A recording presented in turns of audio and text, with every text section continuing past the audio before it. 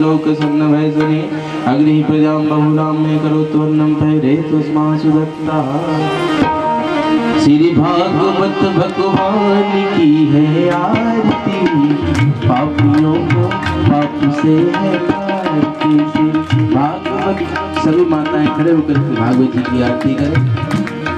श्री भागवत भगवान की है आरती, पापियों को पाप से बनते पंचम वेद निराला, नभ ज्योति जगाने वाला। श्री राम यही श्याम यही है जग मंगल की आरती, पापियों को पाप से है आरती। श्री भागवत भगवान की है आरती, पापियों को पाप से श्री मधुसूदन की आरती, पापियों को पाप से है तारती। श्री भागवत भगवान की है आरती, पापियों को पाप से है तारती। हे मधुर बोल जगखंडी बोल, सतमारी बताने वाला, विधि को बनाने वाला। हरि नाम यही है प्रभु महिमा की आरती, पापियों को पाप से तारती। श्री भागवत भगवान की है आरती, पापियों को पाप से तारती, पापियों को पाप से तारती, पापियों को पाप से तारती। शरण कमले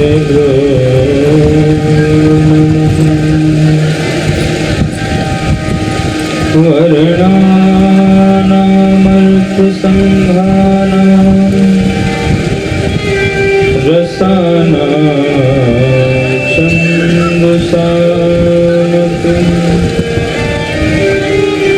मंगलानां च कर्तारं वन्दे वाणी विनाशम्। नीलाम्बुज श्यामल कोमलांगं,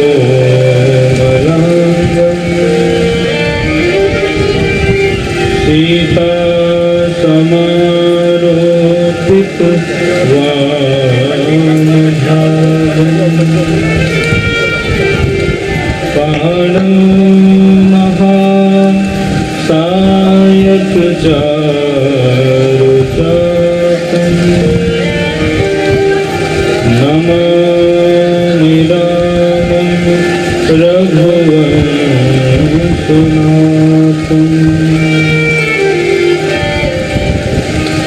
ध्येयं सदा परिभवघ्नमभीष्टदोहं, तीर्थास्पदं शिव विरञ्चिनुतं शरणम्।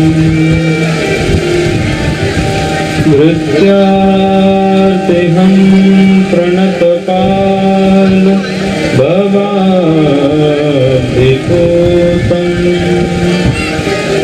वन्दे महापुरुष ते चरणारविन्दम्।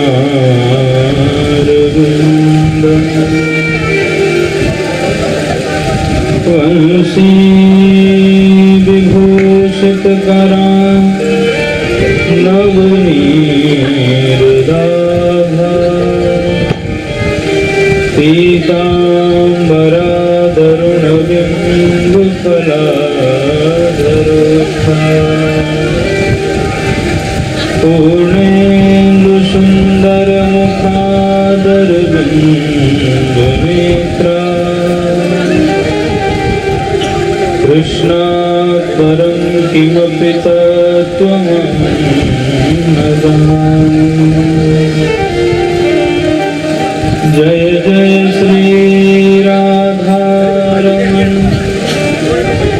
जय जय नवकिशोर, जय गोपी चित्तचोर प्रभु,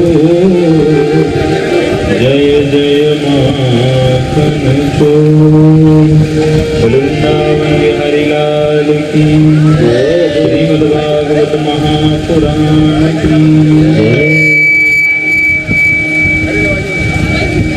भगवत स्वरूप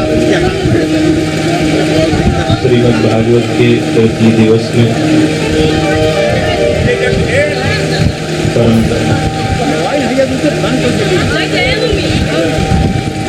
ब्रह्म परमात्मा भगवान श्री बालकृष्ण लाल के पावन श्री चरणों में कोटि कोटि प्रणाम निवेदित करते हैं तथा के मुख्य यजमान आदरणीय पांडे जी, समुपस्थित सभी भक्तवृंद एवं श्रद्धामयी माताओं, आप सभी को सिया राम सर्वबलदानी परम प्रणाम जोड़े।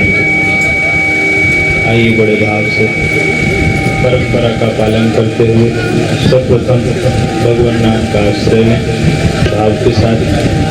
पश्चात जैसी गुरु की इच्छा होगी बड़े भाव से हम लोग इस कथा में स्नान करेंगे। बोले श्रीमद् भागवत महापुराण जय। श्री कृष्ण गोविंद हरे मुरारे हे नाथ नारायण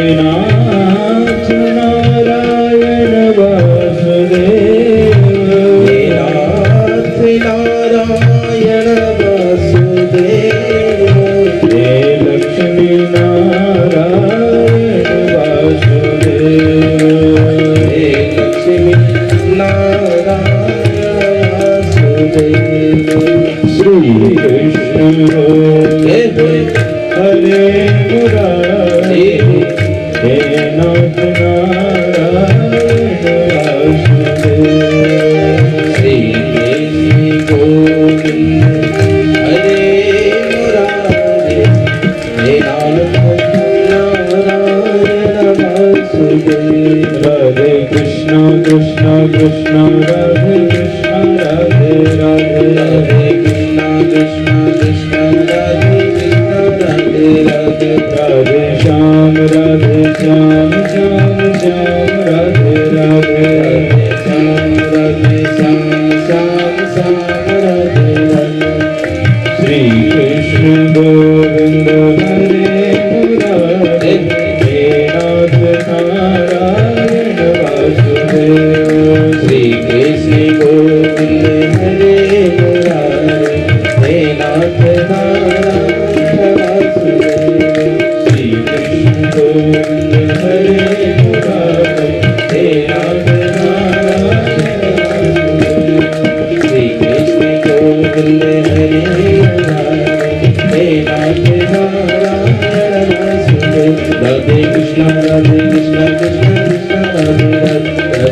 राधे कृष्ण कृष्ण कृष्ण राधे राधे राधे कृष्ण कृष्ण राधे राधे राधे कृष्ण कृष्ण कृष्ण राधे राधे राधे कृष्ण कृष्ण कृष्ण राधे राधे राधे कृष्ण कृष्ण कृष्ण राधे राधे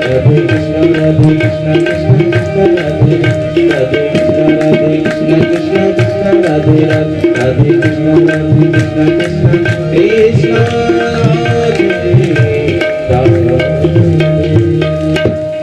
बोले श्रीमद् भागवत महापुराण की आत्मा राम सुमुनियों निर्ग्रंथा अप्युरुद्र में कुर्वन्त्य है तुकीं भक्तिं इत्थं भूत हरि। भगवत स्वरूप श्रीमद् भागवत के द्वितीय दिवस में कल हम लोगों ने श्रवण किया कि साक्षात भगवान के ही अंशावतार श्री कृष्ण द्वैपायन वेदव्यास जी ने श्रीमद् भागवत शास्त्र की रचना की। माताएं कृपया थोड़ी शांति बनाएं।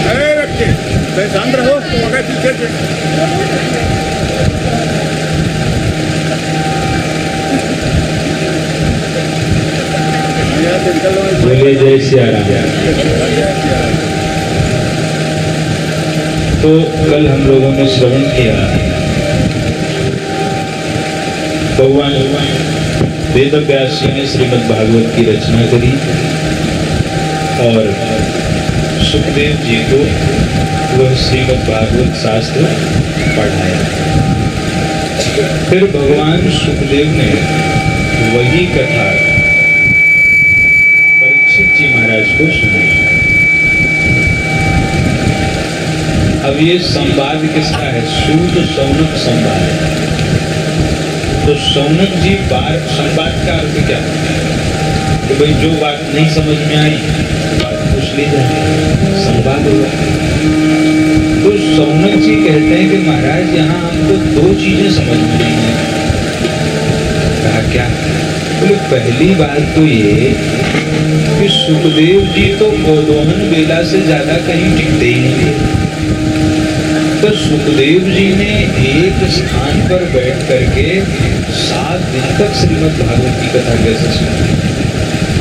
और दूसरी बात ये नहीं समझ में आई कि राजा परीक्षित तो चक्रवर्ती सम्राट थे। भाई कोई छोटा सा अधिकारी हो तो उसके पास ही 7 दिन समय नहीं कथा सुनने। जो चक्रवर्ती सम्राट हो उसने एक ही स्थान पर बैठ करके 7 दिन तक ये कथा क्यों सुनी? क्या कारण था इसका?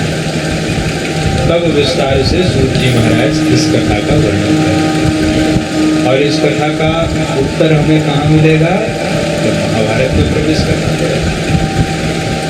तो महाभारत की कथा का यहीं से प्रवेश होगा। यदा मृधे कौरव सृंजयाना वीरेश्वथो वीरगतिं गतिषु। सूत जी महाराज कहते हैं हे शौनकादि ऋषियों, ये बात उस समय की है जब महाभारत युद्ध लगभग समाप्त हो गया था। बड़े बड़े योद्धा वीरगति को प्राप्त हो गए थे। वीरेश्वतो वीरगतिं गतिषु। और तब भीमसेन की गदा से दुर्योधन की जंघा टूट गई। वृकोदरा विद्ध गदा भ्रंश, उस समय की स्थिति है। सूत जी कहते हैं शौनकादि ऋषियों, जब दुर्योधन की जंघा टूट गई तो वो युद्ध भूमि पर पड़ा पड़ा खड़ा और उसी समय अश्वत्थामा की दृष्टि पड़ी। अश्वत्थामा तुरंत चल करके आया और अश्वत्थामा ने दुर्योधन से कहा कि महाराज, अगर आपने युद्ध में मुझे सेनापति बनाया होता तो आपकी ये दुर्दशा न होती, क्योंकि आपने इसके पहले जिसको भी सेनापति बनाया वो सब मन से पांडवों का भला चाहता। दुर्योधन ने कहा, देख भाई, जो होना था सो हो गया, अब मैं उसको बदल तो सकता नहीं। अब तू ये बता कि क्या अब तू मेरे लिए कुछ कर सकता है कि नहीं। अश्वत्थामा ने कहा, महाराज आप जो आज्ञा करेंगे आज मैं आपके लिए करने को तैयार हूं। दुर्योधन ने कहा, देखो मुझे सिर्फ एक बात की चिंता है, कष्ट मुझे इस बात का है कि हम 100 भाई थे और 100 के 100 मारे गए, मैं 100वां हूं, मैं भी मर गया। और 5 भाई थे, वो एक भी आंच नहीं है। तो अगर तू मेरी अंतिम इच्छा पूर्ण करना चाहता है तो 5 में किसी एक को मार। अश्वत्थामा ने कहा, महाराज एक की बात क्या करते, मैं 5 को मार करके। रात्रि के अंधकार में अश्वत्थामा हाथ में तलवार लेकर के पांडवों के शिविर की ओर चलता है। अब इधर कहते हैं ना कि जाको राखे साइया मार पावर को मार सके ना। भगवान ने पांडवों से कहा कि चलो हम लोग विजय उत्सव मनाने के लिए चले। तो भगवान पांडवों को लेके चले गए शिविर के बाहर और पांडवों की सैया पर पांडवों के पुत्र आकर के लेट गए। उन पुत्रों की आकृति भी शरीर से अपने पिता के ही समान थी। रात्रि के अंधकार में अश्वत्थामा को लगा कि ये पांडव ही सोए हुए हैं और उसने तलवार निकाल करके और रात्रि के अंधकार में 5 पांडव पुत्रों की हत्या की और प्रमाण पत्र के रूप में 5 का सिर लेकर के वहां से और इधर महाराज जैसे द्रौपदी जी को पता चला, द्रौपदी जी विलाप करने लगी। माता शिशुना निधनम सुताना निशम्य घोरम परितप्यमाना। आप कल्पना करिए कि जिस माँ के सामने उसके 5 पुत्रों के शव पड़े, क्या स्थिति होगी उस माँ के ऊपर। और विलाप कर रही हैं द्रौपदी कि अर्जुन दौड़ो, कोई हमारे पुत्रों को मार करके भाग रहा है। उसी समय अर्जुन आए तो ताम सांत्व यन्नाम किरीटमाली। अर्जुन ने सांत्वना। अर्जुन कहते हैं देवी तुम चिंता मत करो, जिसने भी हमारे पुत्रों की हत्या की है, मैं अर्जुन ये प्रतिज्ञा लेता हूँ कि मैं उसको मृत्यु के घाट उतारूंगा। प्रतिज्ञा लेता हूँ। भगवान से अर्जुन ने कहा प्रभु रथ तैयार किया। भगवान ने रथ तैयार किया, अर्जुन बैठे, भगवान चले अश्वत्थामा के पीछे। अश्वत्थामा आया, आकर के अश्वत्थामा ने दुर्योधन से कहा देखा महाराज तुम कह रहे थे एक को मार के ले आना, मैं 5 को मार के ले आना। तो दुर्योधन को लगा कि ऐसे कैसे 5 को मार सकता है, हम 50 मिलके तो मार नहीं पाए, भैया अकेला कैसे 5 को मार लेगा। तो दुर्योधन ने वो जो शीश थे उनको हाथ से दबा करके देखा तो वो कोमल दब गया और तुरंत दुर्योधन ने ये कह दिया कि मूर्ख ये तूने पांडवों को नहीं मारा है, ये तूने मेरे पुत्रों की हत्या कर दी। मेरा विरोध पांडवों से, पांडु पुत्रों से मेरा कोई विरोध नहीं। और ये कहते कहते दुर्योधन गोविंदाय नमः, क्योंकि उसको जब दुर्योधन की मृत्यु ही ऐसी लिखी कि जब एक साथ दो विरोधी भाव आएगा तभी तुम्हारी मृत्यु होगी, तो माने तुम हंसो भी और रो भी एक साथ। तो जब उसको समाचार मिला कि मैंने 5 पांडवों को मार दिया तो प्रसन्न हो गया, और अचानक से जब उसने निरीक्षण किया, परीक्षण किया, तो दुखी हो गया। तो एक साथ सुख दुख दोनों आया, तो दुर्योधन की मृत्यु हो गई। और इधर अर्जुन पीछे आए, अर्जुन को देख के अश्वत्थामा घबरा गया कि अब अर्जुन हमको छोड़ेंगे। तुरंत अश्वत्थामा ने ब्रह्मास्त्र का संधान किया। अब जैसे ही ब्रह्मास्त्र का संधान किया, अर्जुन को कांप गए कि सरकार मैं क्या करूं, ये बयान महान तेज मेरी ओर बढ़ता चला रहा है। भगवान ने मुस्कुराते हुए कहा, अर्जुन तुम तो ब्रह्मास्त्र चलाना जानते हो, इसने ब्रह्मास्त्र चलाया है, तुम भी ब्रह्मास्त्र चलाते। अर्जुन ने भी भगवान की आज्ञा मानकर ब्रह्मास्त्र का संधान कर दिया। दोनों ब्रह्मास्त्र आपस में टकराए, भयंकर अग्नि की ज्वालाएं लपटें निकलने लगी। भगवान ने कहा, अर्जुन शांत करो इस ब्रह्मास्त्र, नहीं तो पूरा का पूरा त्रैलोक्य भस्म हो जाएगा। अब अश्वत्थामा को चलाना तो आता था, पर शांत करना नहीं आता।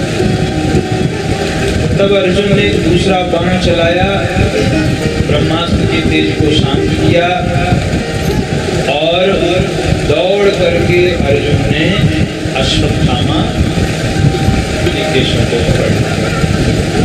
भगवान ने कहा, मार दो इसको। अर्जुन ने कहा, सरकार मारूंगा तो, लेकिन अभी नहीं, द्रौपदी के सामने ले जाके मारूंगा, क्योंकि मैंने प्रतिज्ञा ली है कि मैं द्रौपदी के सम्मुख ही इसका वध करूंगा। भगवान ने कहा, देखो बात बिगड़ जाएगी, मैं कह रहा हूं अभी की अभी मानो। मत्तम प्रमत्तम उन्मत्तम सुप्तम बालम स्त्रियम जड़म, जो ऐसे प्रपन्नम विरथम भीतम नरिको महंती धर्म, इसने तो निरपराध बालकों की हत्या की है, इसलिए इस हत्यारे को प्राण दंड दो। अर्जुन ने कहा, केशव यही करूंगा, लेकिन द्रौपदी के सामने। भगवान ने कहा, तो कर लो। भगवान चुप हो गए। रस्सियों में जकड़ करके अर्जुन ने अश्वत्थामा को पकड़ लिया और द्रौपदी के सन्मुख ला करके, द्रौपदी ये रहा तुम्हारे पुत्रों का हत्यारा, इसी ने तुम्हारे पुत्रों की हत्या की है। और धन्य हो दया की मूर्ति देवी द्रौपदी। जैसे ही द्रौपदी जी ने देखा, अरे ये तो गुरु का पुत्र है और ब्राह्मण भी है। द्रौपदी जी दौड़ पड़ी, मुच्यता में सन ब्राह्मणो नितरां गुरु। अरे अर्जुन, ये क्या कर रहे हैं आप? मुच्यता, इसे छोड़ दीजिए, ये ब्राह्मण देवता हैं, आपके गुरु के पुत्र हैं ये। अर्जुन ने कहा, देवी इसी ने तुम्हारे पुत्रों की हत्या की है। और जब सुना तो द्रौपदी जी के आंखों से अश्रुधारा बह चली, लेकिन द्रौपदी जी ने धर्म का मार्ग नहीं छोड़ा। द्रौपदी जी कहती हैं कि हे अर्जुन, यद्यपि इन्होंने मेरे पुत्रों की हत्या की है, और पुत्र की हत्या होने से माँ को कितना कष्ट मिलता है ये हमें पता है, तो अगर आप भी इनकी हत्या कर देंगे तो जो कष्ट मुझे मिला है वही कष्ट इनकी माँ गौतमी को भी मिलेगा। अब मैं नहीं चाहती कि जो कष्ट मुझे मिला है वही कष्ट इनकी माँ को मिले। और दूसरी बात अर्जुन, आप भूल गए, आपको आपके गुरु से जो ज्ञान मिला आप भूल गए। आप इतने बड़े धनुर्धर हैं तो गुरु की कृपा से हैं, और वो साक्षात आपके गुरु ही पुत्र रूप में आपके सामने खड़े हैं और आपने उनको बांध के रखा है। मुक्त कीजिए इनको। और तुरंत युधिष्ठिर ने समर्थन किया। देखो अर्जुन, द्रौपदी ठीक कह रही है, ये गुरु पुत्र है, ब्राह्मण है, छोड़ दो इनको। और इतने में भीम भैया खड़े हो गए। भीम भैया ने कहा, अर्जुन संसार छोड़ दे, इसे मेरी गदा से बचेगा नहीं, मैं इसे प्राणदंड दूंगा। अर्जुन ने कहा, भैया मैं भी आप ही की तरफ। अब अर्जुन और युधिष्ठिर, अर्जुन और भीम हो गए एक तरफ, और द्रौपदी और युधिष्ठिर जी हो गए दूसरी तरफ। अब क्या किया जाए? अर्जुन और भीम कह रहे हैं मार दो इसको, और युधिष्ठिर और द्रौपदी जी कह रही हैं कि नहीं, ये गुरु का पुत्र है, ब्राह्मण है, या वध्य नहीं है, छोड़ो उसको। और भगवान चुपचाप, भगवान बोल नहीं रहे।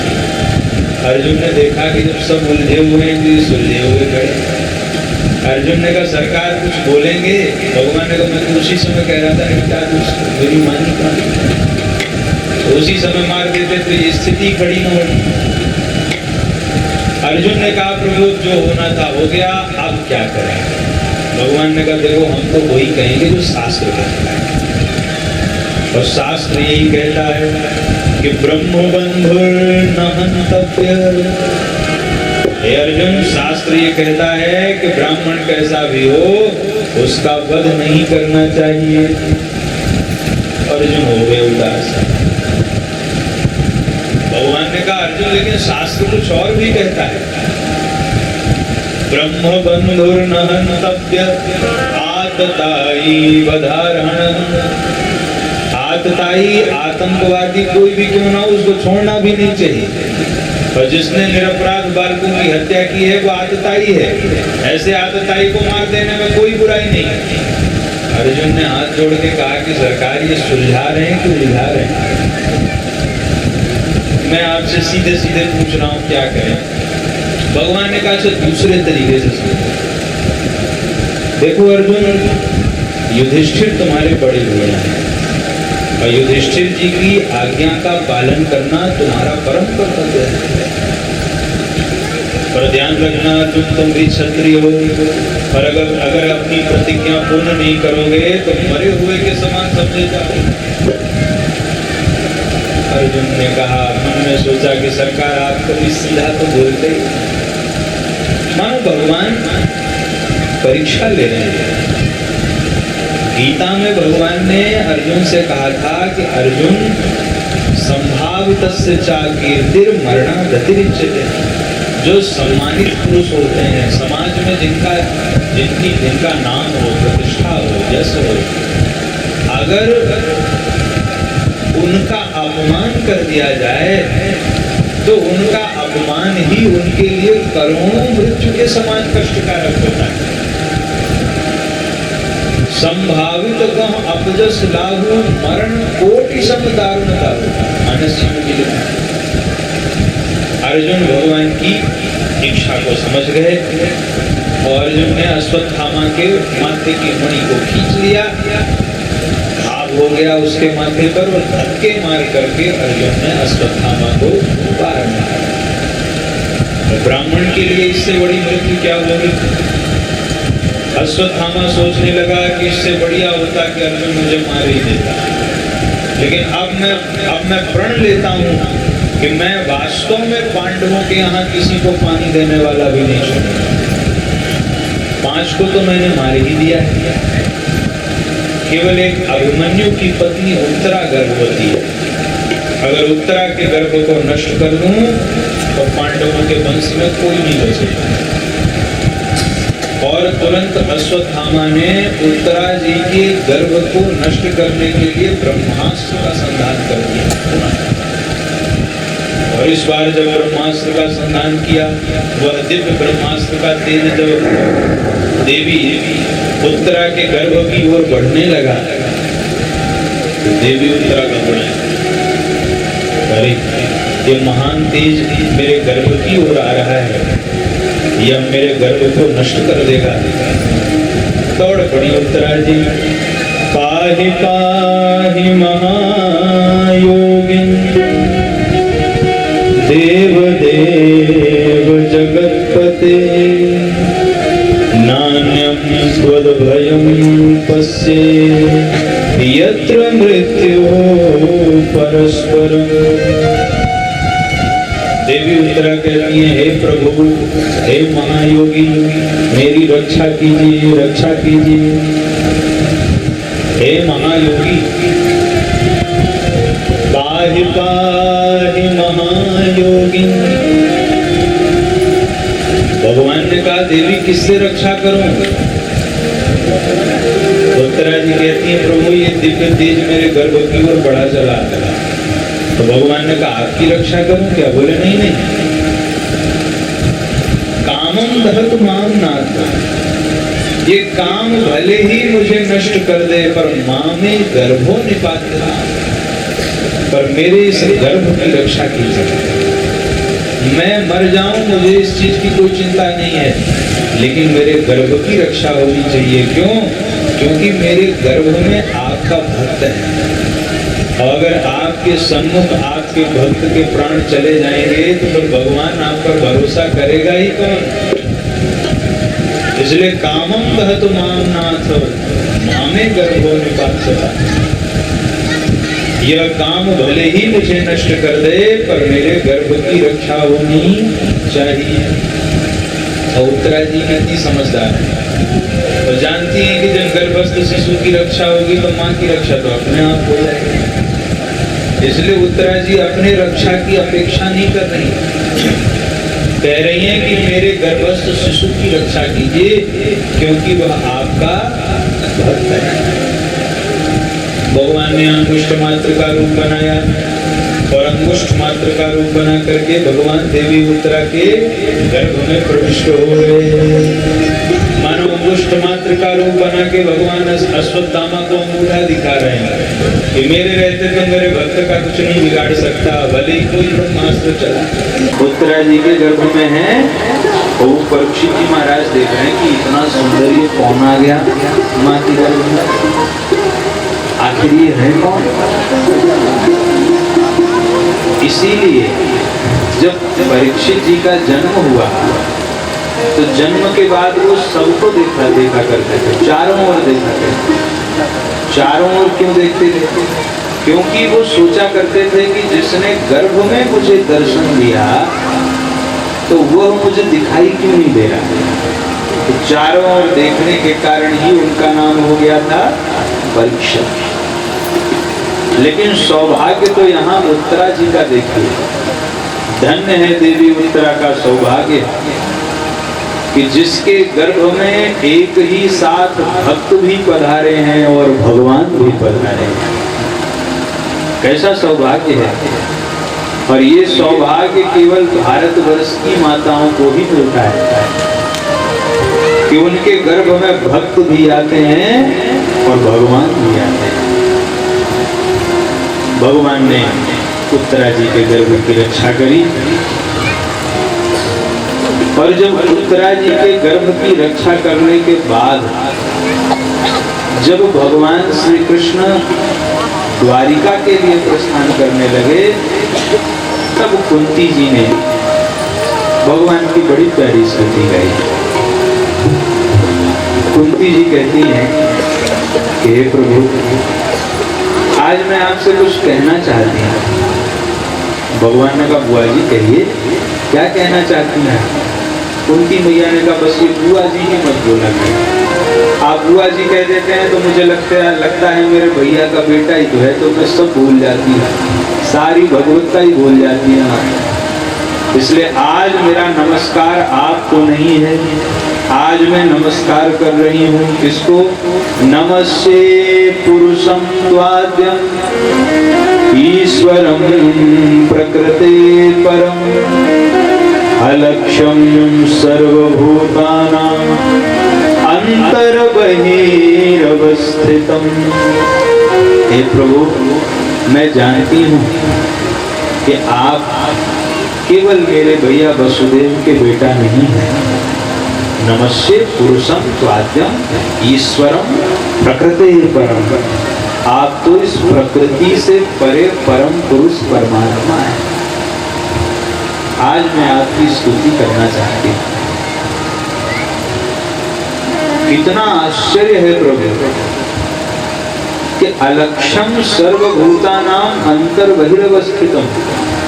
आप जीव मात्र के भीतर भी हैं और बाहर भी हैं, और फिर भी अलक्षम दिखाई नहीं पड़ रहे। अब इससे बड़ा आश्चर्य क्या हो सकता है?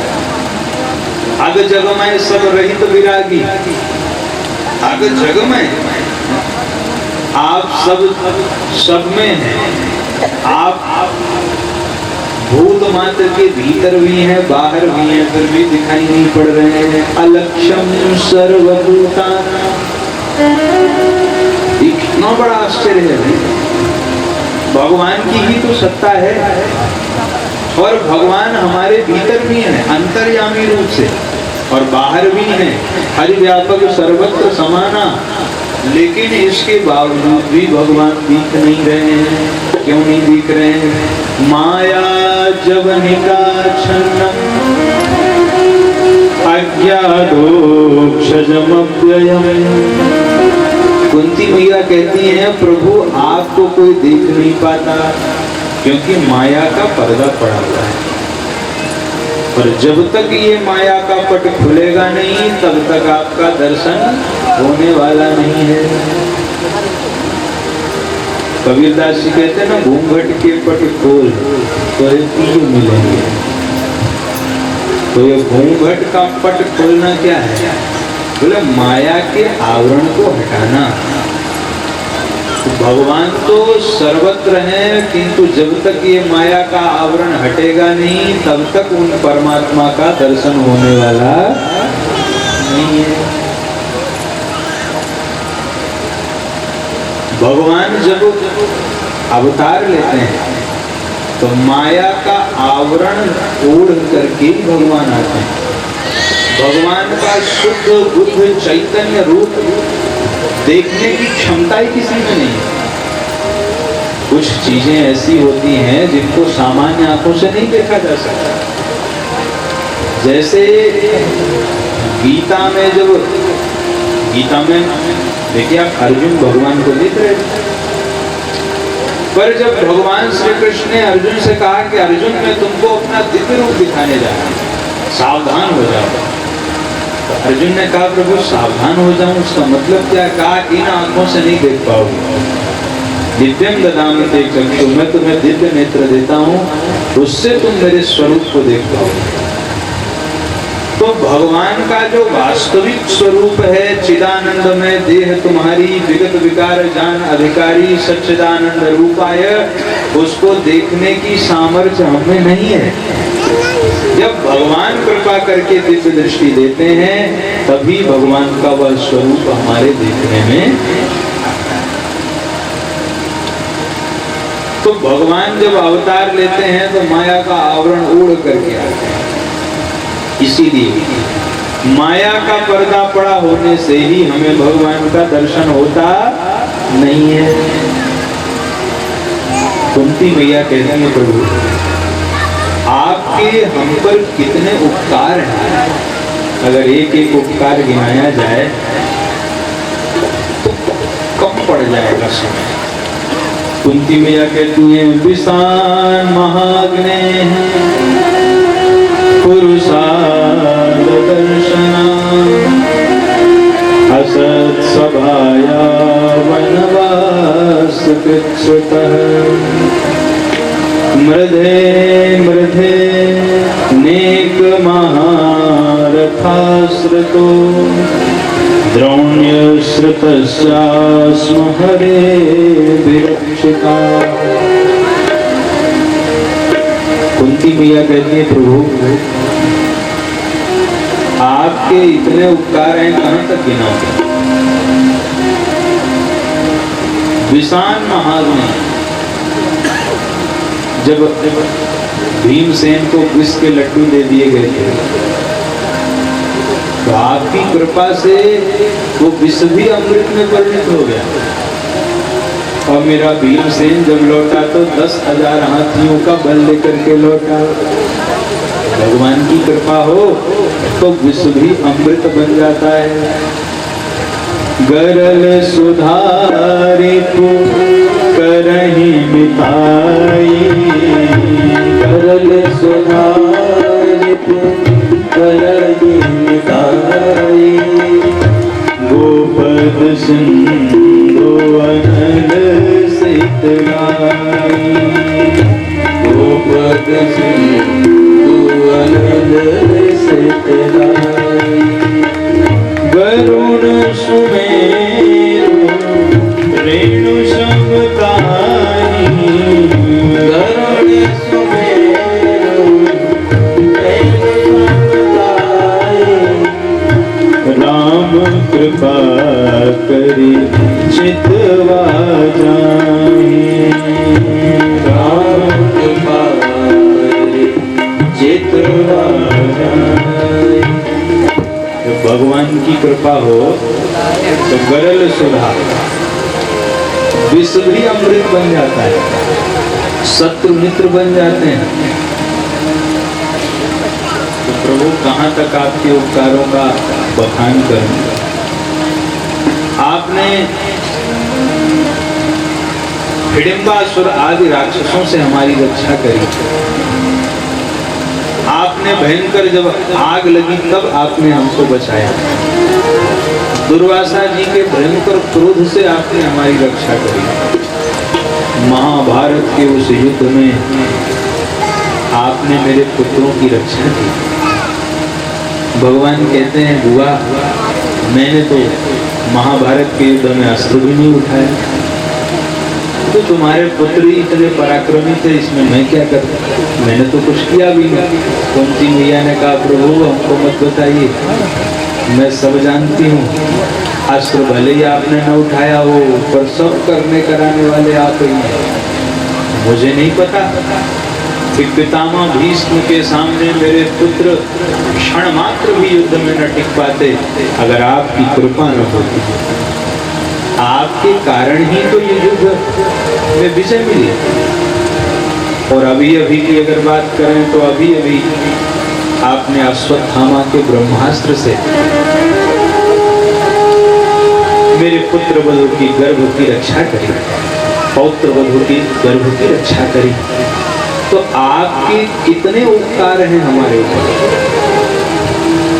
बस प्रभु कहना आपसे यही है कि जब जब हमारे जीवन में विपत्ति थी तब तब आप हमारे साथ थे, पर आज जब जीवन में संपत्ति आ गई, सुख सुविधाएं आ गई, तो आप रथ पर आरूढ़ होने के लिए तत्पर हो रहे हैं, आप हमको छोड़ के जा रहे हैं। तो अगर संपत्ति के आने पर आपका वियोग हो जाता हो तो हमें ऐसी संपत्ति नहीं चाहिए। अगर विपत्ति के रहने पर ही हे प्रभु आपका दर्शन होता हो तो हमें शाश्वत विपत्ति दे दीजिए। हम उसी विपत्ति में रह लेंगे लेकिन आपका वियोग हमें स्वीकार्य। विपदः सन्तु नः शश्वत् तत्र तत्र जगद्गुरो भवतो दर्शनं यत् स्यात् अपुनर्भव दर्शनम्। आप विपत्ति दे दीजिए। भगवान ने कहा बुआ जी संसार तो इस विपत्ति को कभी नहीं मांगता। संसार तो यही कहता है सुख संपत्ति घर आवे और कष्ट मिटे तन का, तो आप मांग रही हैं विपत्ति। कुंती मैया ने कहा प्रभु मैं विपत्ति नहीं, मैं तो विपत्ति के बहाने आपको मांग रही हूँ। विपत्ति और मुझे पता है जब आप रहेंगे भगवान जहाँ रहे वहाँ विपत्ति रह सकती है। कुंती मैया कहती है मैं आपको मांग रही हूँ कि आपके रहने से दो फायदे हैं। एक तो आपका दर्शन मिलेगा, दूसरा आप रहेंगे तो अपुनर्भव दर्शनम, अपुनर्भवानाम जीवन मुक्तानाम दर्शनम। आपके रहने से जो जीवन मुक्त महात्मा है वो भी आपसे मिलने आएंगे, तो हमें संत भगवंत दोनों का दर्शन एक साथ मिल जाएगा। इसलिए आप हमें विपत्ति दे दीजिए। अब भगवान कहाँ से दे भाई? जो चीज जिसके पास होती है वही तो देता है। तो भगवान के पास विपत्ति है ही नहीं तो भगवान कहाँ से देंगे? भगवान ने कहा बुआ जी आपका इतना प्रेम है तो चलो हम जाते हैं। जाने का विचार भगवान ने बदल दिया और भगवान कुंती मैया की स्तुति सुन करके, अब जब भगवान रुके तो सबको ये लग रहा है कि भगवान मेरे लिए रुके। एक प्रभु की माया है कि सबको यही लग रहा है। अर्जुन को लग रहा है मेरे मित्र हैं तो मेरे लिए रुके। युधिष्ठिर जी महाराज को लग रहा है मेरे लिए रुके। सुभद्रा जी को लग रहा है मेरे भैया हैं, बहन की याद आई होगी इसलिए मेरे लिए रुके। कुंती मैया को लग रहा है मैंने स्तुति करी है इसलिए मेरे लिए रुके। पर वस्तुतः भगवान रुके किसके लिए? वस्तुतः भगवान रुके हैं पितामह भीष्म के लिए, जो सर सैया पर पड़े भगवान के आने का इंतजार कर रहे हैं। संकल्प करके रखा है कि जब तक भगवान मेरे सामने नहीं आएंगे तब तक मैं प्राणों का त्याग नहीं करूंगा। जब भगवान लौट के आए तो भगवान ने देखा कि युधिष्ठिर जी प्रायः उदास रहते थे। युधिष्ठिर जी को लगता था कि इतना बड़ा युद्ध हुआ, इतने लोग मारे गए, ये सब मेरे वजह से। भगवान ने युधिष्ठिर जी को समझाने का बड़ा प्रयास किया पर युधिष्ठिर जी को बात समझ में नहीं आई। क्यों नहीं आई? क्योंकि युधिष्ठिर जी भगवान को छोटा भैया मानते थे, और जब हम उपदेशक को छोटा मान लेंगे तो फिर उसका ज्ञान बैठने वाला। युधिष्ठिर जी को लगता था अरे छोटे भैया हैं, ये प्रेम से ऐसे बोलते। तो भगवान ने कहा कि चलो अब हम लोग पितामह भीष्म के पास चले। अब पितामह भीष्म ही आपके संशयों का समाधान करेंगे। तो भगवान सबको लेकर के पितामह भीष्म के पास आए और भगवान अर्जुन के पीछे छिप गए। पितामह भीष्म सरसैया पर लेटे भगवान का इंतजार कर रहे हैं और जैसे ही देखा सामने अर्जुन तो दिखाई पड़े पर भगवान नहीं दिखाई पड़े। पितामह भीष्म ने कहा कहो अर्जुन द्वारिकाधीश नहीं आए क्या? अर्जुन ने कहा पितामह आए हैं। तो भगवान पीछे छिपे हैं। कहाँ हैं? अर्जुन ने कहा ये मेरे पीछे छिपे हुए हैं। पितामह भीष्म ने कहा अर्जुन ये तुम्हारे कौन है? अर्जुन ने कहा ये मेरे मामा के बेटा है। तो जब ये सुना तो पितामह भीष्म को बड़ी प्रसन्नता हुई। पितामह भीष्म ने कहा अर्जुन तुम्हारा जीवन धन्य हो गया। अर्जुन ने हाथ जोड़ लिए। पितामह भीष्म कहते हैं अर्जुन जिसका इनसे एक संबंध जुड़ जाता है उसी का कल्याण हो जाता है, और तुमने तो इनसे अनेकों संबंध बना लिए। तुम्हारे इनसे एक संबंध नहीं है, तुम्हारे इनसे अनेक संबंध है। यम मन्यसे मातुलेयम प्रियम मित्रं सुहृत्तमं अकरो सचिवं दूतं सौहृदा दत्तसारथि। अरे अर्जुन कभी तो तुम इनको मामा का बेटा बना लेते, कभी इनको सचिव बना के परामर्श ले लेते, कभी सारथी बना के रथ हाँकवा लेते, कभी गुरु बना के गीता का ज्ञान ले लेते, कभी मित्र बना के परामर्श ले लेते, और कभी कभी तो साला बना करके इनकी बहन से विवाह ही कर लेते। धन्य हो अर्जुन तुम्हारा जीवन, तुम्हारा जन्म लेना सार्थक रहा, तुम्हारा जीवन धन्य हो गया। तुम्हारे भगवान से कितने संबंध हैं। और फिर भगवान ने अर्जुन से कहा, अर्जुन अब तुम सामने से हट जाओ, अब मुझे सामने द्वारिकाधीश का दर्शन करने दो। भगवान जैसे ही सन्मुख आए, भगवान का मुखमंडल उदास। पितामह भीष्म कहते हैं, सरकार ये आज चेहरे पे 12 क्यों बज रहे हैं आपके, उदास क्यों हैं? भगवान ने कहा, पितामह उदास कहाँ है, बस ऐसे। और फिर भगवान को ये लगा कि इनको इच्छा मृत्यु का वरदान है, और न जाने कहीं इन्होंने मरने का विचार ही कैंसिल कर दिया तो हम तो खड़े ही रहेंगे ऐसे ही इनके साथ। तो जरा भगवान को ऐसे लगा कि, तो भगवान थोड़ा, पितामह भीष्म ने कहा, प्रभु ऐसा स्वरूप देखने के लिए थोड़ी बुलाया है, प्रसन्न हो जाइए, ज्यादा इंतजार नहीं करवाऊंगा आपको, बस जितनी देर मेरे सामने रहिए प्रसन्न होकर के रहिए। सदैव देवो भगवान प्रतीक्षता कलेवरं यावदिदं हिनोम्यः प्रसन्नः सारुणलोचनोल्लसन्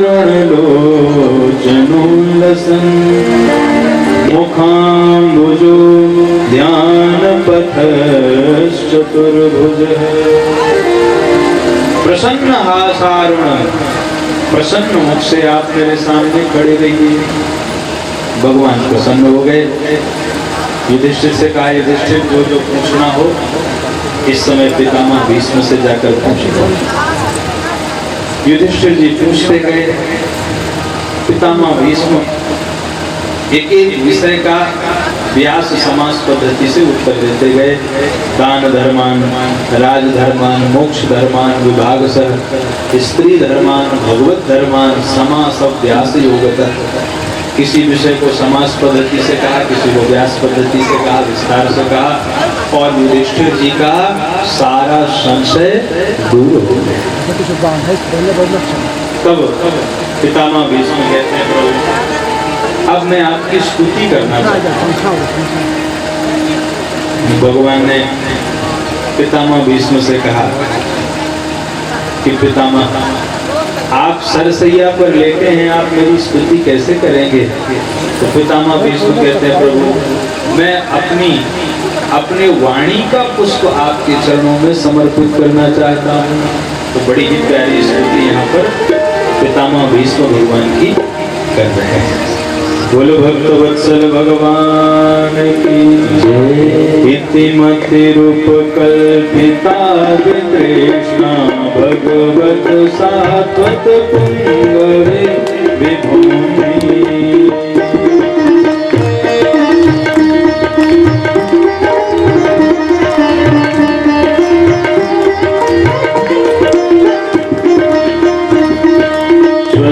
स्वसुखमुपगते क्वचिद् विहर्तुं प्रकृतिमुपेयुषि यद्भव प्रभावः।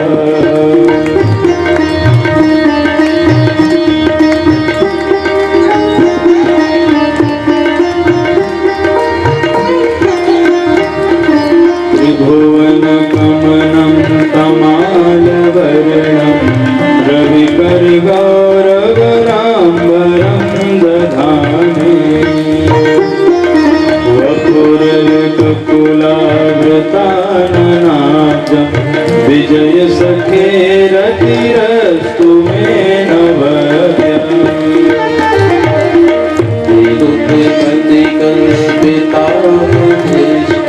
भगवत शाश्वत पुंगवे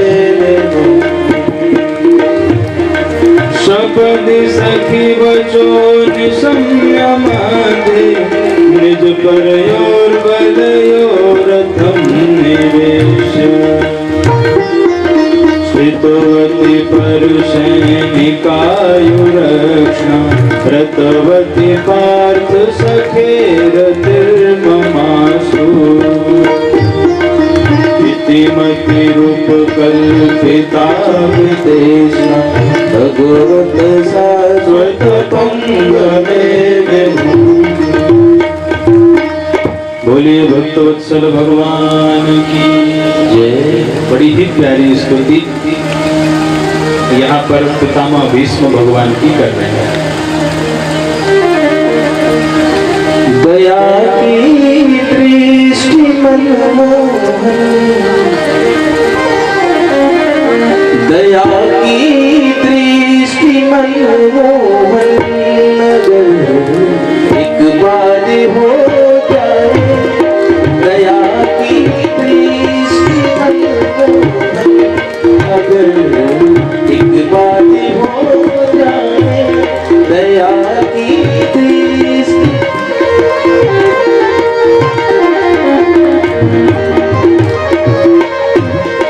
मैं इस संसार के जंजाल से उद्धार हो जाए, मैं इस संसार के जंजाल से उद्धार हो जाए, दया की दृष्टि मनमोहन, अगर एक बार हो जाए, दया की दृष्टि मनमोहन, अगर एक बार हो जाए। सभी लोग भाव से तालियों की सेवा करते रहे। बोले वृंदावन बिहारी लाल की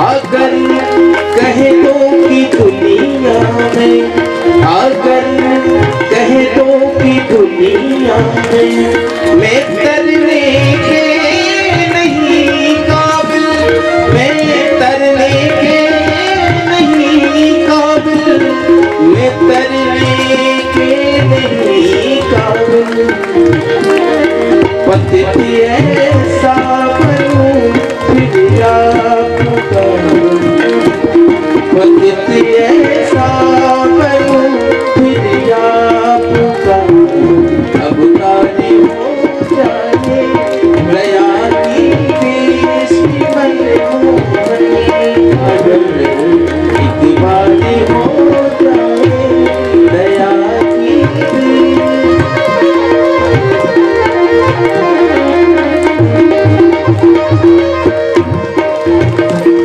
हुए जितने भी पापी आज तक, मैं सबसे बढ़कर हूँ,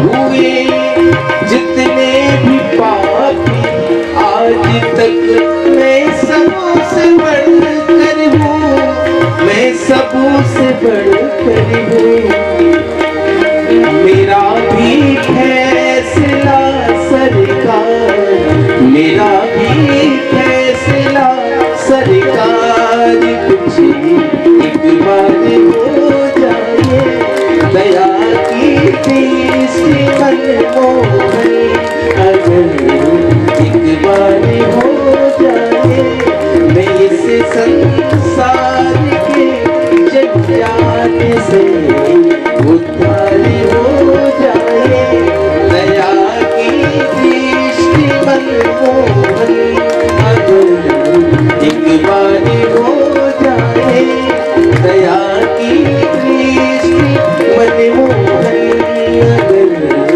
एक बार हो जाए, एक बार हो जाए, एक बार हो जाए।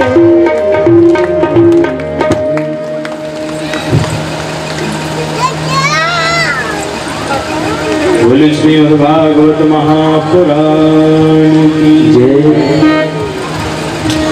बड़ी ही प्यारी स्तुति पितामह भीष्म ने भगवान की करी है।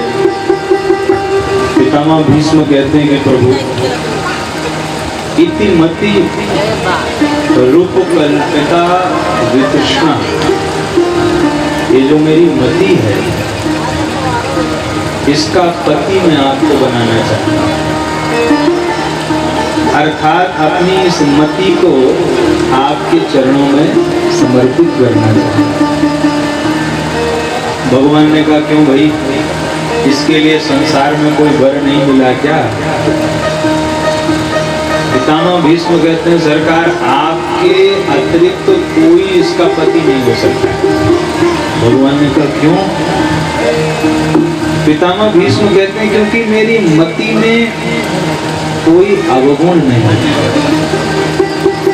वितृष्णा, मेरी मति में किसी प्रकार की कोई इच्छा नहीं है, कोई ऐसा नहीं। और संसार में 3 प्रकार का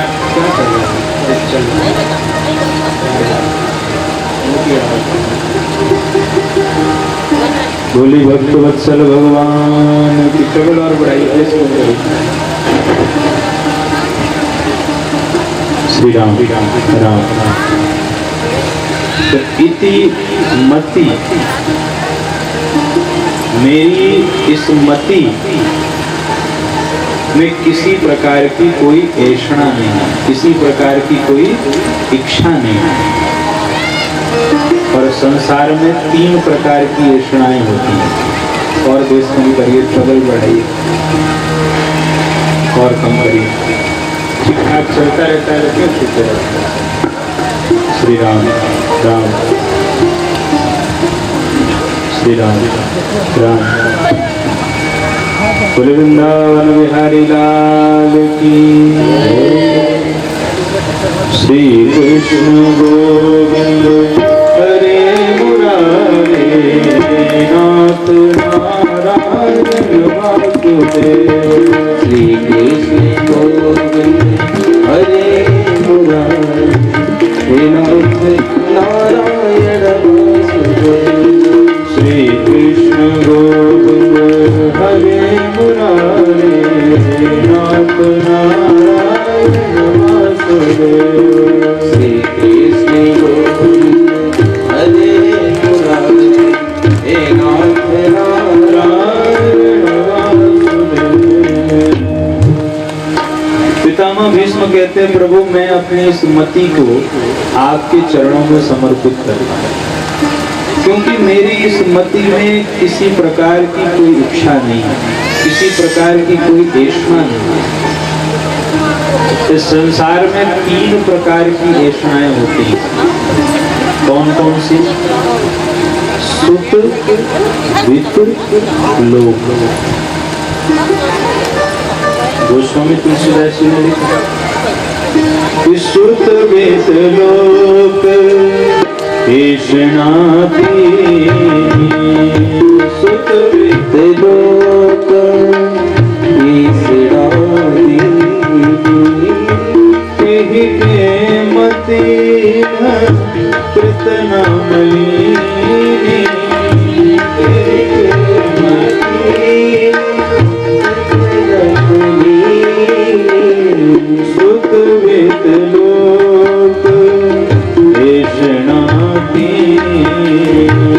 सुत वित्त लोभ ऐषणा थी। सुत ऐषणा, लोक ऐषणा, किंतु हे प्रभु मेरी इस मति में तीनों में एक भी ऐषणा नहीं है, मेरी मति वितृष्णा है। इसलिए मैं अपनी इस मति को आपके चरणों में समर्पित करता हूँ। पितामह भीष्म कहते हैं प्रभु मुझे महाभारत का वो दृश्य याद आता है जब दोनों सेनाओं के मध्य में आप खड़े थे और आप अर्जुन को हम सबका परिचय करवा रहे थे। जब आप कह रहे थे कि अर्जुन देखो ये द्रोणाचार्य हैं, ये कृपाचार्य हैं, ये पितामह भीष्म हैं, तो पितामह भीष्म कहते हैं कि प्रभु एक बात बताइए क्या अर्जुन को ज्ञान नहीं था कि हम कौन है? अर्जुन हमारी ही गोदी में खेला, हमारा ही बच्चा, हमारे ही परिवार का बच्चा, पर क्या वो हमको नहीं जानता था जो आप इशारा कर रहे थे? ये देखो, ये द्रोणाचार्य, आप जैसे ही इशारा करते थे ना, ये द्रोणाचार्य, वैसे ही मैं समझ जाता था द्रोणाचार्य जी गोविंदाय नमो नमः। ये आप जो उंगली दिखा रहे थे ना, ये परिचय नहीं करा रहे थे, ये पर सैनिक आयु रक्षणा, आप हम सबकी आयु का हरण कर रहे थे। तो इस पद्धति को मैं समझ रहा था, तो आपकी उंगली जब मेरी ओर उठी, ये पितामह भीष्म है, तो मैंने तो प्रणाम कर दिया, हो गई मेरी भी आयु। भगवान एक तक देख रहे हैं कि देखो तो सारा ज्ञान है। पितामह भीष्म कहते हैं प्रभु मुझे उस दिन आनंद आया। अच्छा, प्रश्न ये उठता है कि जब पितामह भीष्म भगवान के इतने बड़े भक्त थे, तो भगवान के विरुद्ध में युद्ध क्यों किया? पांडवों के पक्ष में ही हो जाता। इसका उत्तर भक्तमाल में मिलता है। पितामह भीष्म कहते हैं कि अगर सरकार में पांडवों के पक्ष से लड़ता तो आपका दर्शन कैसे कर पाता? तो आप मेरे समकक्षी होते कहीं इधर, लेकिन जब मैं कौरवों के पक्ष में था तो सन्मुख मुझे आपका दर्शन मिल रहा था, आप मेरे सन्मुख में, और मुझे यही तो चाहिए था कि आप मेरे सन्मुख हो। पितामह भीष्म कहते हैं प्रभु मुझे उस दिन का स्मरण आता है जब आपने प्रतिज्ञा किया था कि मैं महाभारत के इस युद्ध में अस्त्र नहीं उठाऊंगा। तो मैंने भी प्रतिज्ञा कर लिया था कि आज या तो द्वारिकाधीश अस्त्र उठाएंगे और नहीं तो अर्जुन के प्राण जाएंगे। मैंने प्रण कर लिया था कि आज या तो अर्जुन के प्राण जाएंगे या आपका प्रण। और तब प्रभु जब मैंने बाणों से मार मार के अर्जुन को घायल कर दिया था, तो अपने भक्त अर्जुन के प्राणों की रक्षा करने के लिए नहीं, आप अपने भक्त मुझ पितामह भीष्म की प्रतिज्ञा की रक्षा करने के लिए आपने हाथों में रथ का चक्का उठा लिया। उस क्षण जब आपने हाथ में रथ का पहिया उठाया तो मेरे आंखों में प्रेमाश्रु आ गए कि धन्य हो प्रभु, प्रभु का मान भले टल जाए, भक्त का मान न टलते देखा। और अपने भक्त के प्रण की रक्षा के लिए आपने अपने प्रण को त्याग दिया। और जिस समय आप रथ का पहिया लेके मुझे मारने दौड़े थे, तो प्रभु आपके मस्तक पर पसीने की बूंदें क्या शोभायमान हो रही। आपका पीतांबर धरती पर गिर गया था, मानो वह पृथ्वी मां को सांत्वना दे रहा था, क्योंकि जब आप मुझे मारने के लिए दौड़े तो पृथ्वी कांपने लगी। क्यों कांपी? पृथ्वी इसलिए कांपी कि जब भगवान आप ही अपनी प्रतिज्ञा को तोड़ देंगे तो भला मेरा क्या होगा। जब आप मुझे मारने के लिए दौड़े पृथ्वी कांपी, और जब पृथ्वी कांपने लगी तो आपने अपना पीतांबर गिरा दिया, और आपके पीतांबर ने पृथ्वी माता को सांत्वना दी कि माता जी ये भगवान अपने प्रण को नहीं, भगवान अपने भक्त के प्रण की रक्षा के लिए अपने प्रण को त्याग रहे हैं। और उस समय प्रभु जब आप मुझे मारने के लिए दौड़े थे तो क्या सुंदर शोभा आपकी हो रही थी। धृतरथ चरणों भयात चलत गुर हरिरिव हंतुमिभं गतोत्तरीय। ऐसे बड़ी प्यारी पितामह भीष्म ने भगवान की स्तुति की। पितामह भीष्म कहते हैं प्रभु आपने अर्जुन की कुमति को दूर करने के लिए भगवत गीता रूप अध्यात्म विद्या का उपदेश दिया, और आपने अर्जुन की कुमति को दूर किया। ऐसे हे प्रभु आपके चरणों में मेरी रति हो। ऐसा कहकर के पितामह भीष्म सूर्य उत्तरायण हो चुके हैं। देखिए यहाँ सूर्य उत्तरायण हो चुके हैं, इसका भाव क्या है? एक तो सूर्य उत्तरायण हो चुके हैं, दूसरा भगवान श्री कृष्ण भी तो उत्तरायण है। उत्तरा के गर्भ में प्रविष्ट होकर के उन्होंने परीक्षित जी की रक्षा की थी, इसलिए भगवान श्री कृष्ण भी उत्तरायण है। सूर्य भी उत्तरायण है, भगवान श्री कृष्ण भी उत्तरायण है। और उसी उत्तरायण काल में पितामह भीष्म अपने प्राणों को त्याग देते हैं और भगवान के चरणों में विलीन हो जाते हैं। जैसे सूर्यास्त के समय पक्षियों का कलरव शांत हो जाता है, ऐसे ही एक क्षण के लिए तो सब शांत हो गए और उसके बाद सब फूलों की बरसात करने लगे। धन्य हो आप। मृत्यु के समय साक्षात भगवान सामने खड़े हों, इससे बड़ी प्रसन्नता की बात और क्या हो सकती है। हम सबको भगवान से यही प्रार्थना करनी चाहिए कि जब भी अंतिम समय आए तो परमात्मा हमारे सामने खड़े हैं। जीवन का अंतिम क्षण आए और भगवान हमारे सामने आ जाए तो समझो जीवन धन्य हो गया। तो क्या प्रार्थना करेंगे हम सब भगवान से? देहांत काले तुम सामने हो, मुरली बजाते मन को लुभाते। देहांत काले तुम सामने हो, मुरली बजाते मन को लुभाते। यही गीत गाते मैं तन नाथ त्यागूं, यही गीत गाते मैं तन नाथ त्यागूं। हे नाथ नारायण वासुदेव, हे नाथ नारायण वासुदेव। श्री कृष्ण गोविंद हरे मुरारी, हे नाथ नारायण वासुदेव। श्री कृष्ण गोविंद हरे मुरारी, हे नाथ नारायण वासुदेव। श्री कृष्ण गोविंद हरे मुरारी, हे नाथ नारायण वासुदेव।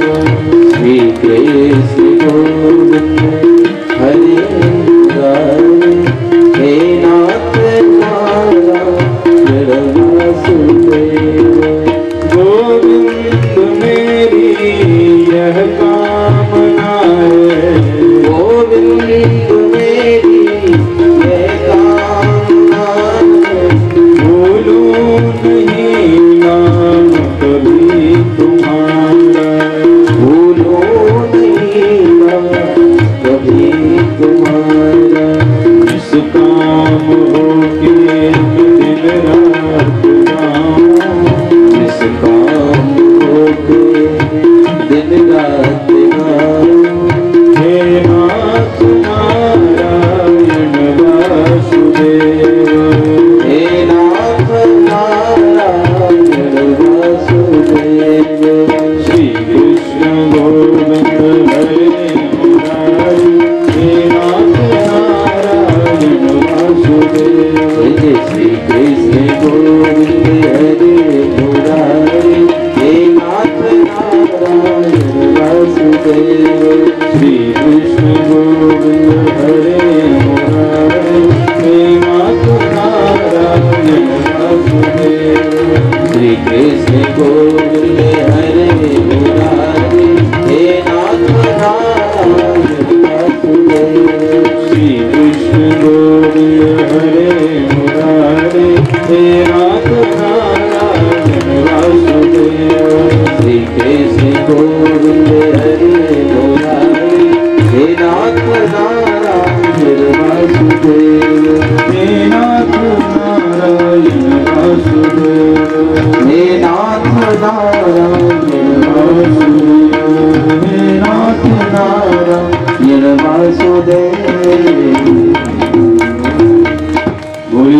श्रीमद्भागवत महापुराण की जय। इस प्रकार पितामह भीष्म ने अपने देह का त्याग किया और इसके पश्चात भगवान द्वारिका चले गए। परीक्षित जी का जन्म हुआ है। अर्जुन प्रायः भगवान के पास चले जाते थे द्वारिका।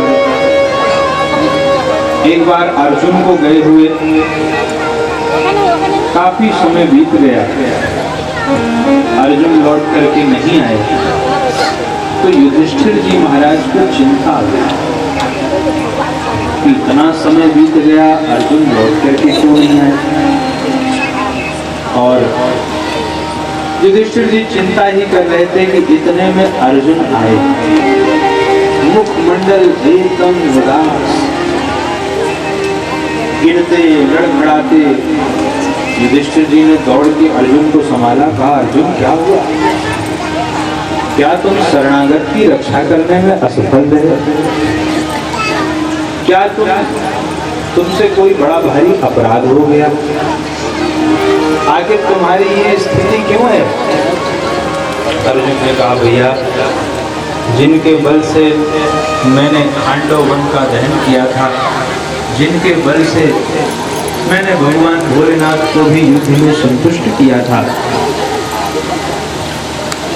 जिनके बल से श्री कृष्ण हम सबको छोड़ करके परम धाम को चले। जब यह समाचार सुना तो द्रौपदी जी ने तुरंत योग के द्वारा अपने प्राण को, कुंती मैया ने तुरंत अपने प्राण को छोड़ दिया और पांडवों ने स्वर्गारोहण किया। परीक्षित जी को राजसत्ता दे दी और परीक्षित जी को राजसत्ता दे करके पांडवों ने स्वर्गारोहण किया। जब स्वर्गारोहण करने के लिए गए तो सबसे पहला पतन द्रौपदी जी का हुआ, क्योंकि द्रौपदी जी अर्जुन से विशेष प्रेम करती थी। 5 पतियों में सबसे ज्यादा प्रेम अर्जुन से करती थी। और आगे बढ़े तो दूसरा पतन सहदेव जी का हुआ, क्योंकि सहदेव जी को अपने ज्ञान का अभिमान।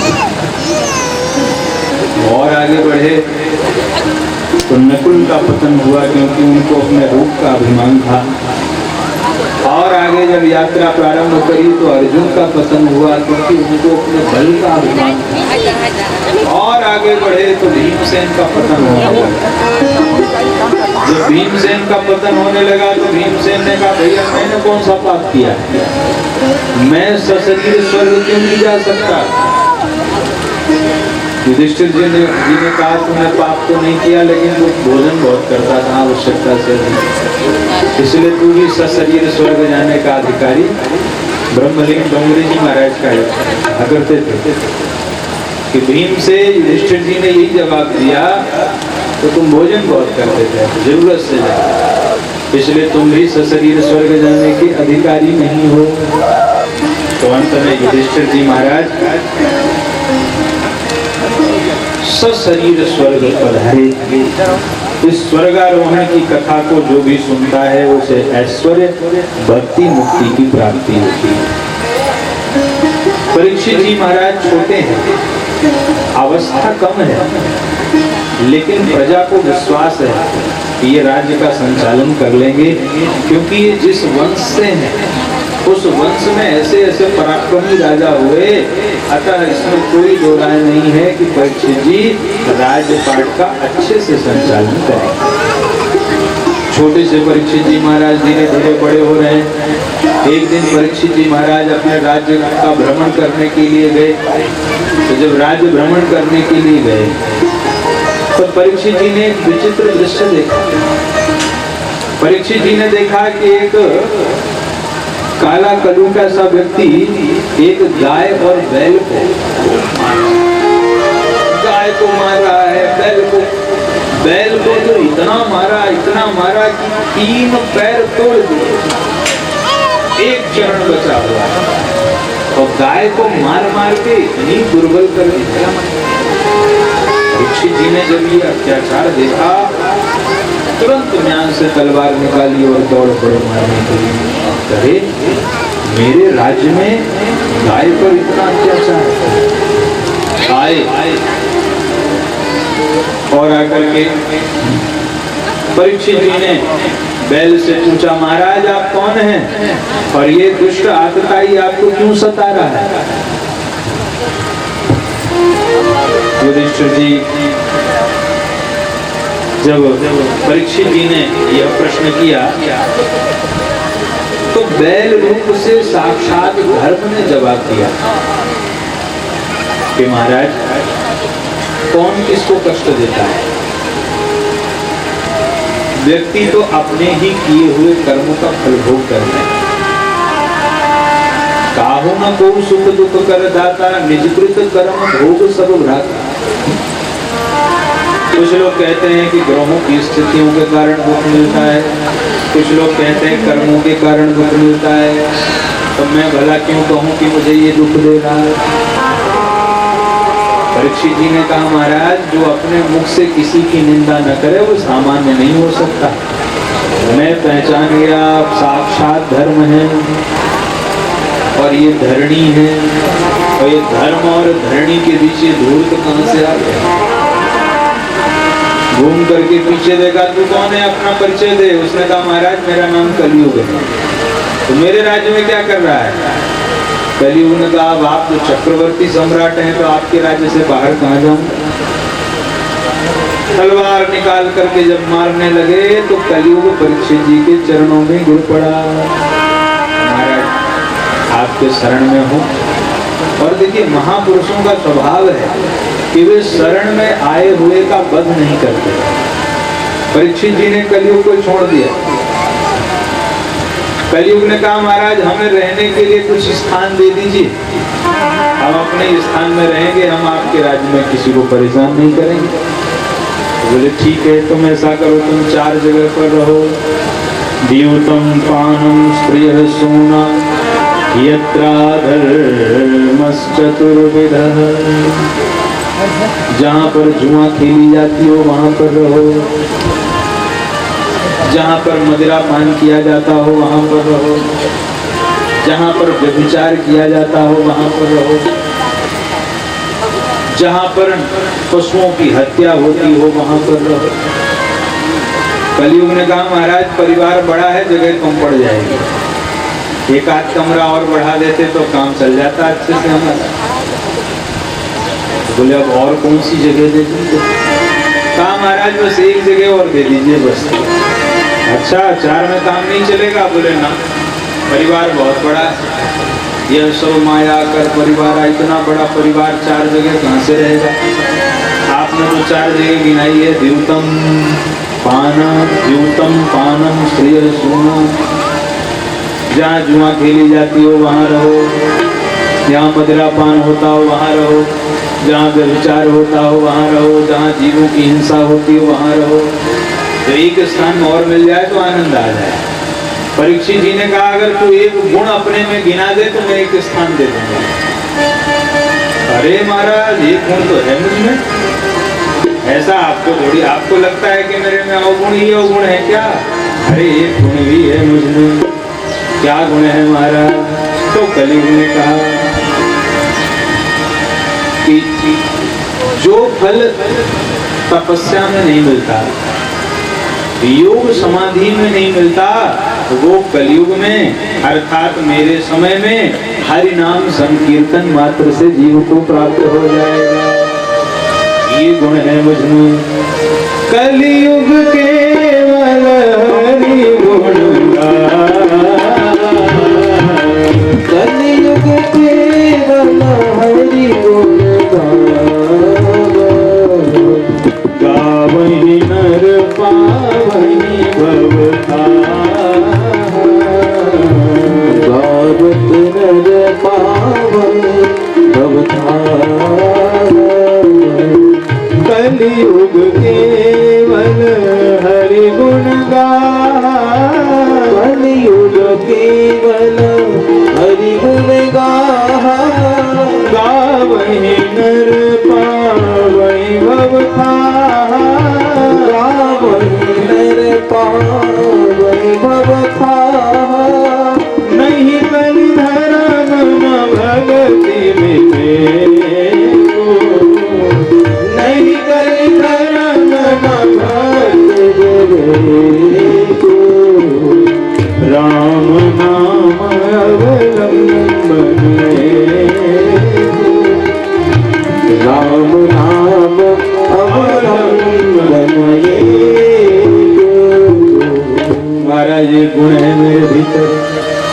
हरि नाम का संकीर्तन लेगा वो भव सागर से पार हो जाएगा।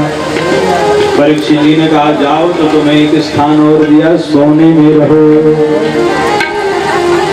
सोने में कहा पुनः आचमानाय जात रूप मदात प्रभु, कह दिया जाओ सोने में रहो। अब सोने में कलयुग का वास है। और गीता में भगवान कहते हैं धातु नाम अस्मि कंचन।